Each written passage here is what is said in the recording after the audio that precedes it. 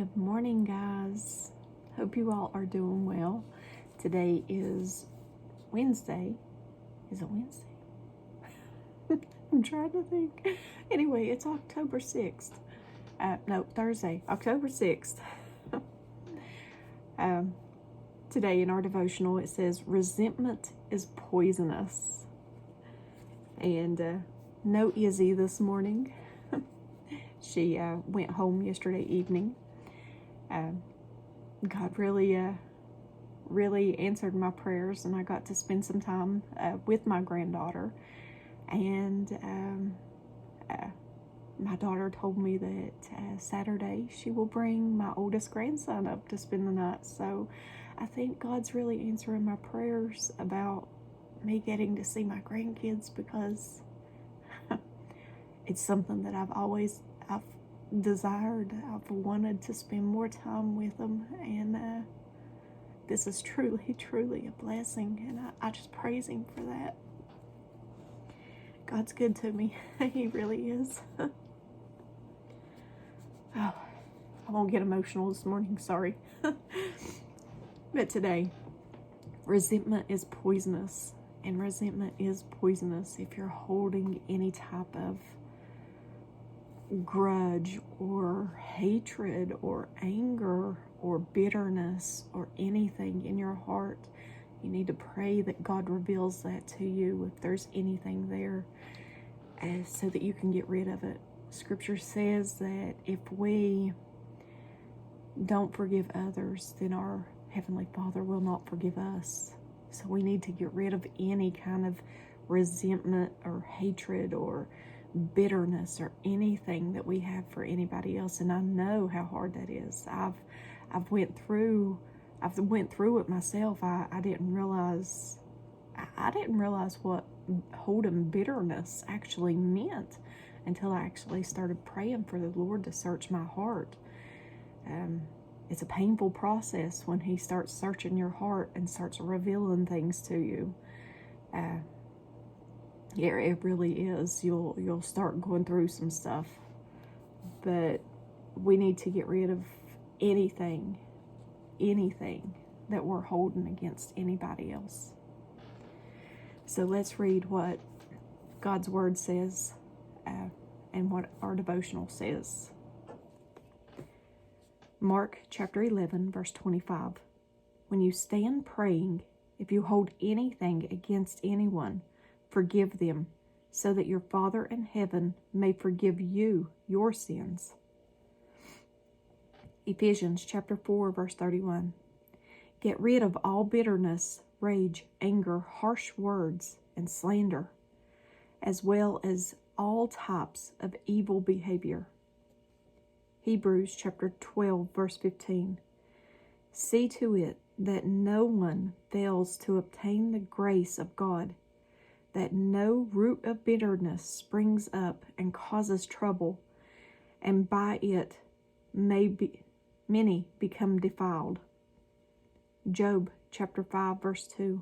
Resentment kills a fool, and envy slays the simple. 1 Peter chapter 2, verse 23. He did not retaliate when he was insulted, nor threaten revenge when he suffered. He left his case in the hands of God, who always judges fairly. Proverbs chapter 7, verse 23. A stone is heavy and sand is weighty, but the resentment caused by a fool is even heavier. Luke chapter 6, verse 37. Judge not, and you shall not be judged. Condemn not, and you shall not be condemned. Forgive, and you will be forgiven. And at the bottom it says, how much bitterness and anger do you harbor against people? How many hours do you spend thinking about the past and creating more bitterness? What you are actually doing is allowing the same people to have more control over your life. Resentment has devastating consequences for you. It's like releasing poison into your body. Resentment makes you blind to new possibilities. Forgive and let go. You will be the first to benefit from it. And that is good advice, because it's like releasing poison into your body. Bitterness, anger, resentment, that is poison. It's poison to you, and it's allowing the other person who done you wrong to continue to have that control over you. Because what's it doing? It causes, when you're holding anger and stuff in your heart, and I've seen it, when that person's name is brought up, or you start talking about that person or situation or whatever it is, it stirs up anger in you. And then you start lashing out at the ones that you love, who is there trying to help you. I've seen it. It's not good. Your mouth starts flying, and things come out of it that's not edifying, not loving, not kind, not gentle, not the fruits of the Spirit that we should have. You got to forgive. You got to let that go. You've got to let things go. And I know how hard it is. Believe me, I know. But you've got to let it go. Just like Scripture says, if we can't forgive, our Heavenly Father can't forgive us. And those are strong, strong words. And I say this out of loving kindness to each and every one of you. You've got to let it go. Give it to God. Let Him remove that from you, and let Him give you peace about it. I know, personally, I know how hard it is.